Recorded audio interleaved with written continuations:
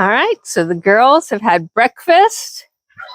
Everybody is quite happy. Denali, you still look big, but you have lost weight. We need to weigh you and see how much weight you've lost.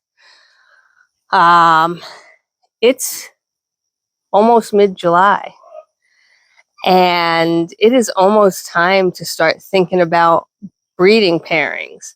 Usually, we expose the girls in September if all goes as planned. They have to go into heat, of course, but in September for February babies. Sometimes we end up exposing in October for March babies, but February, March is sort of the target timeline for babies.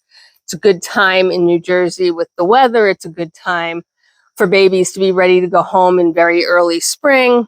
It just works out really well. Of course, then the babies are available, to be in the show if that's the case, because we have an early spring show.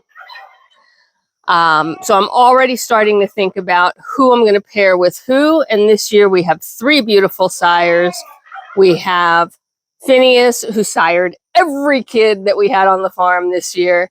We have Thorne, who hopefully is much more comfortable now and will be able to get the job done. He had some performance issues last year. But he had just transitioned. We got him in late August. So, September, he was sort of still in shell shock about the transition from his herd to our herd and our property. And he just had performance issues, the poor guy. So Phineas got the job done.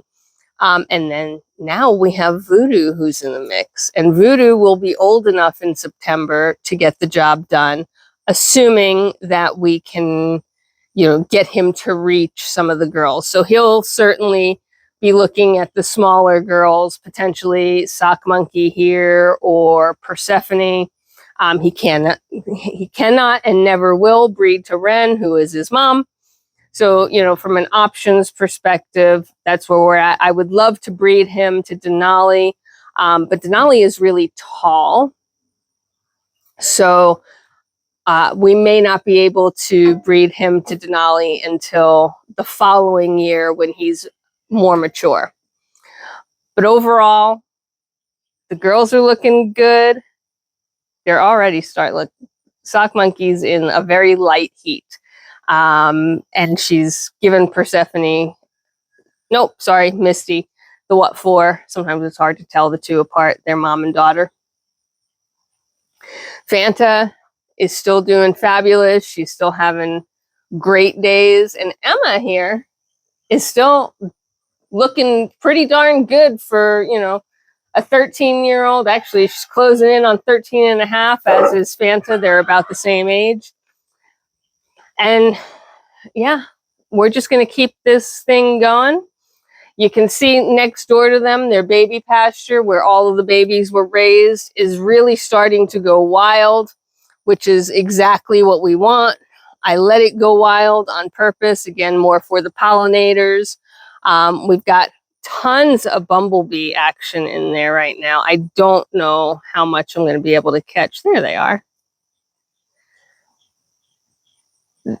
There's got to be a half dozen bumblebees working this patch right here.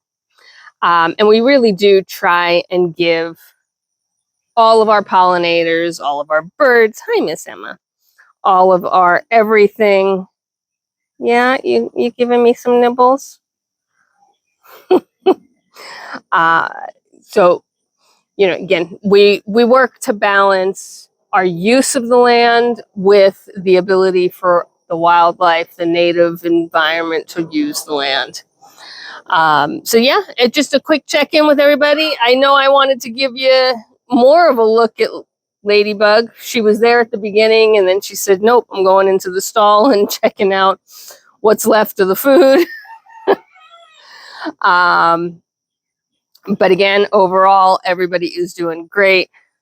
We got the Hugo monster here standing guard. He's about done. I'm starting to see that he's panting just a little bit.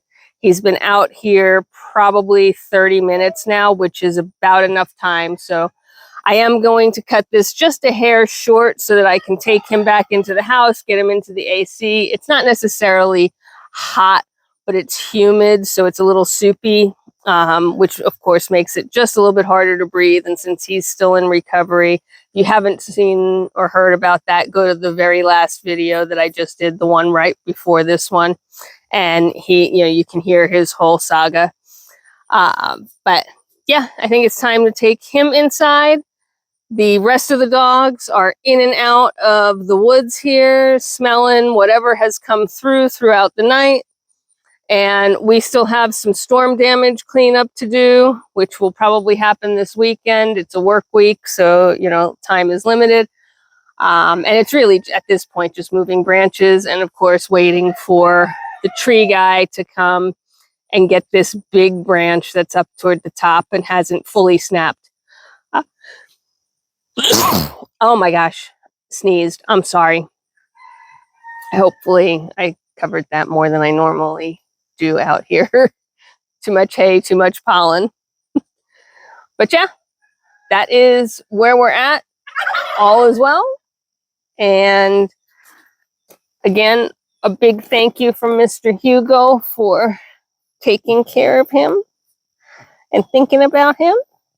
And he's quite happy to be back in action.